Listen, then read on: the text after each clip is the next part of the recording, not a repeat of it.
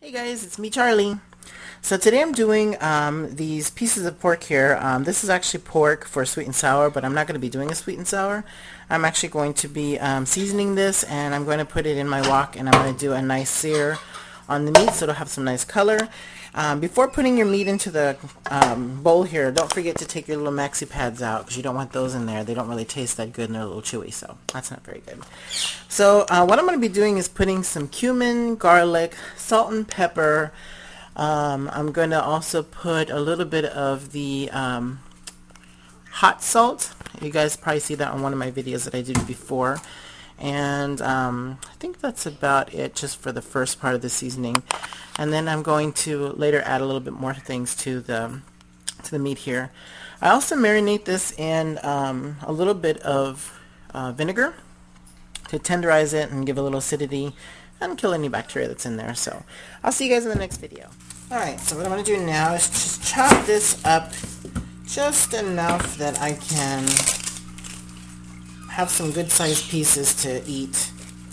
And see, it looks like we got a little piece here that's not so yummy. Ooh, getting a little bit discolored in the middle. That's okay, everything else looks good. Alright, so I'm going to do some long strips in here.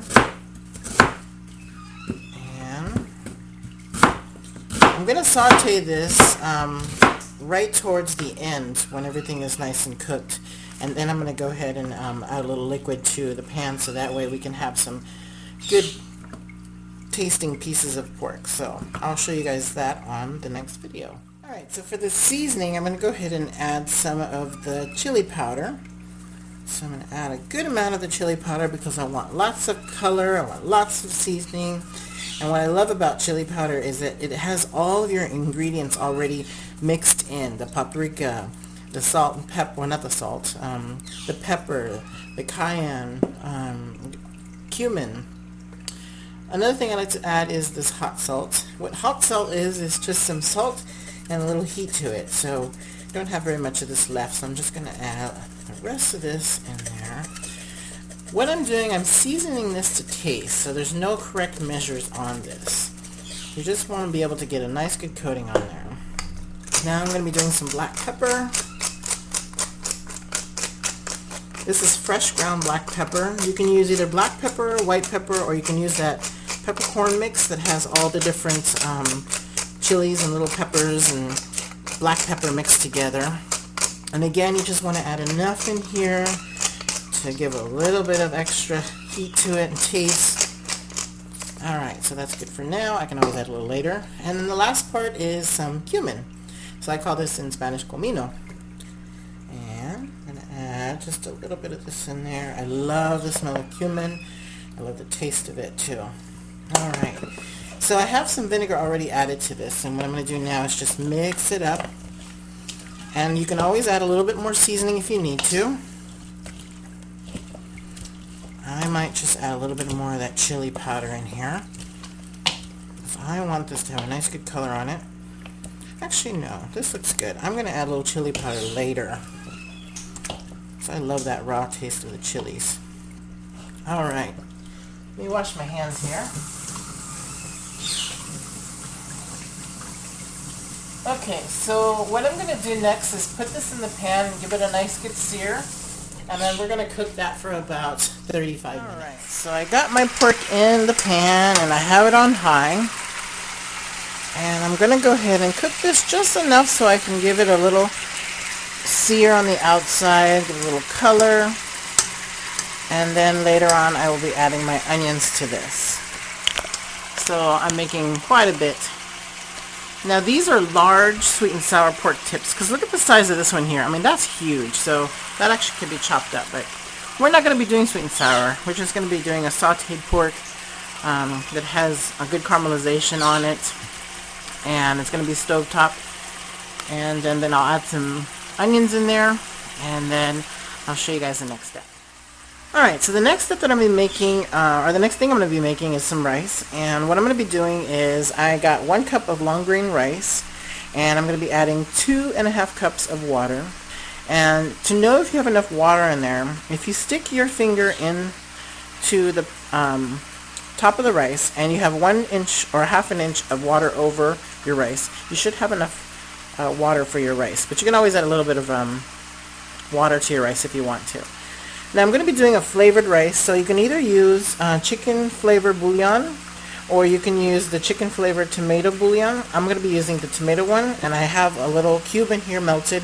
This might have enough salt actually to add to the rice. I may not need to add more, but if I do, I can just go ahead and add a little bit of salt. I'm also going to add just a little bit of pepper. So let's go ahead and do that. So I got my pan heated. I'm using olive oil, sorry. I'm using olive oil. And what I'm going to do now is very quickly I'm going to add this rice to it, and I'm going to shake the pan very quickly because you're going to notice it's going to turn white. See how it's turning white? You don't want it to turn completely white that quickly because it could turn into popcorn. So here's my meat cooking up nicely. Alright, so what I do is I saute the rice and I want it to turn white slowly. I don't want this to burn. And so usually I go back to it every few minutes and I make sure the rice is just beginning to turn white. As you can see, there's a few little pieces there that are white. So I'll come back to you as soon as this turns white. Alright, so as you can see here, my rice is actually nice and extra white. To this at the very end, I'm going to go ahead and add about a half a cup of onion. I like my onion to be small enough that I don't see these big chunks in there and I end up, cooking onion. I end up eating a big chunk of onion in my rice. I forgot to also add that I'm putting some garlic in here, so at this point you're going to smell lots of garlic and onion in your kitchen. This is just to be able to flavor the rice a little bit and at the same time make your kitchen smell really yummy. So the next step after doing this for a few minutes, just let this sit for a minute, and then what you're going to do is you're going to add your bouillon. So I have a cube in here that hasn't all the way mixed. Now I'm going to add that next. Alright. All that flavor. And then make sure you got your water already ready. That's a funny word to say, already ready. And go ahead and start adding your water. Now I still have this on high. And I am adding the 2.5 cups. And of course I'm not measuring, I'm just going by my instincts, which I have very good instincts. And I'm going to get rid of this extra rice that's on the edge here. I'm going to make sure it's cooked. Now to me this looks like enough water. You want to stir this, and the reason why is because that bouillon cube has not been chopped up yet. It still was breaking apart as I had it in that cup. So I want to make sure I don't have a chunk of that bouillon in there. Now the last rice I made was actually chicken flavored, and this one is tomato chicken flavored. So I'm just making a different kind of rice. It's a little bit more tastier than your average white rice. So now that you see this water boiling this fast, I'm going to go ahead and lower it to medium, like a low-medium heat. And I want to check this rice in about 10 minutes, 10 to 12 minutes. Alright, so back to the pork. So as you can see, everything looks really nice and caramelized. I want to make sure that this is real caramelized on the outside and well cooked, because I'm going to go ahead and add the onions to it, and then later on I'm going to go ahead and put some water. You can also add chicken or beef broth to this. It doesn't really have to be pork broth of any type. And broth is broth. It just tastes really good no matter what. So I'm just going to add water because I ran out of broth. And right now I'm going to add my onions. And I had a few scallions in the refrigerator, so I thought I'd add some scallions. I like onion a lot, so it's really tasty. And then I'm going to go ahead and toss this while it's in the pan. And I want those onions to caramelize. This smells so good, you guys. Now at the very end, I'm going to take out a lot of that fat because I don't want that fat to be in the pan. And then I'm going to go ahead and add water. So let me let this sit for about 3 minutes. And I'm going to turn it again and then let it sit for another few minutes. And then after that, I'm going to drain it and add some water and show you that in the next video.